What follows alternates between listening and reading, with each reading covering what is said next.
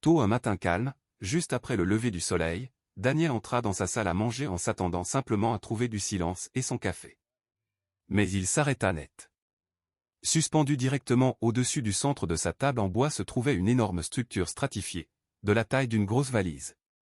Elle n'était pas à la veille au soir. Il en était absolument certain.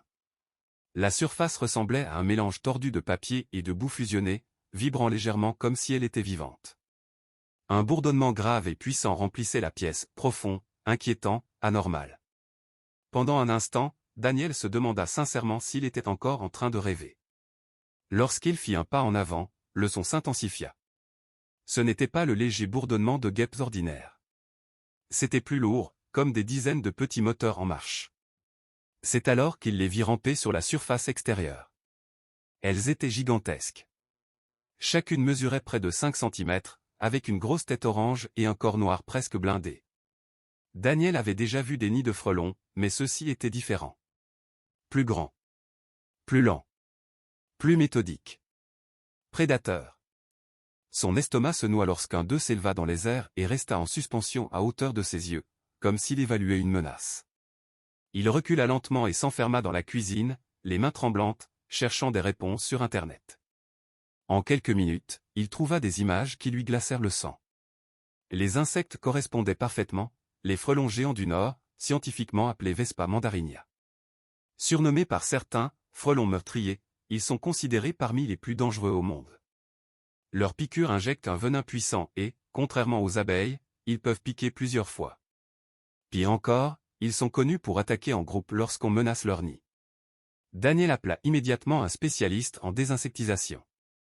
À son arrivée, le technicien s'approcha avec assurance, jusqu'à ce qu'il voie la structure suspendue au-dessus de la table. Son attitude changea aussitôt.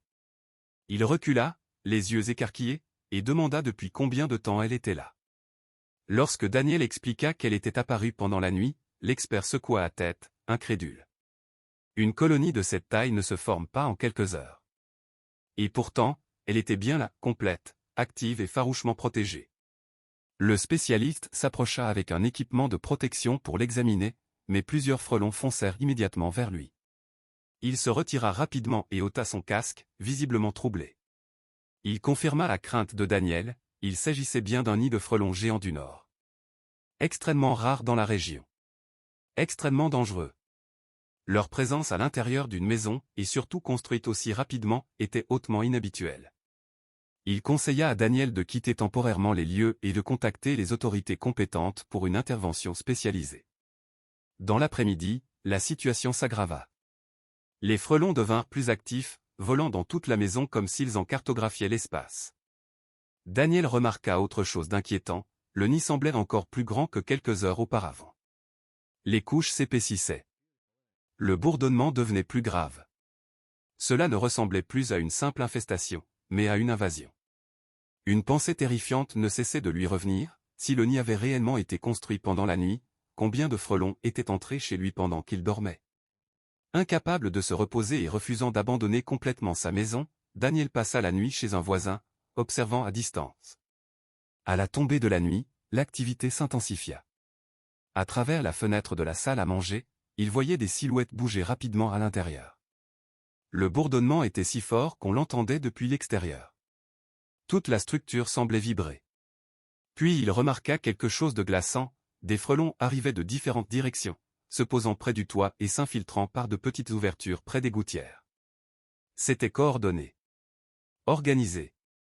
Le lendemain matin, les autorités arrivèrent équipées de combinaisons spéciales et de matériel de confinement.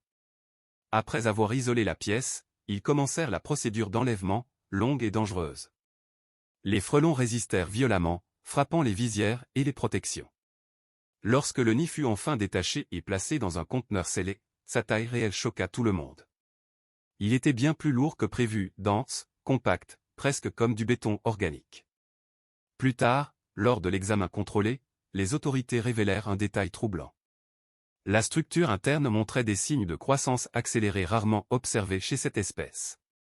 Même si aucune explication officielle ne fut rendue publique, ils confirmèrent qu'il s'agissait de l'un des plus grands nids intérieurs de Vespa mandarinia jamais rencontrés dans une habitation. Daniel ne sut jamais exactement comment il avait pu apparaître si rapidement dans sa salle à manger.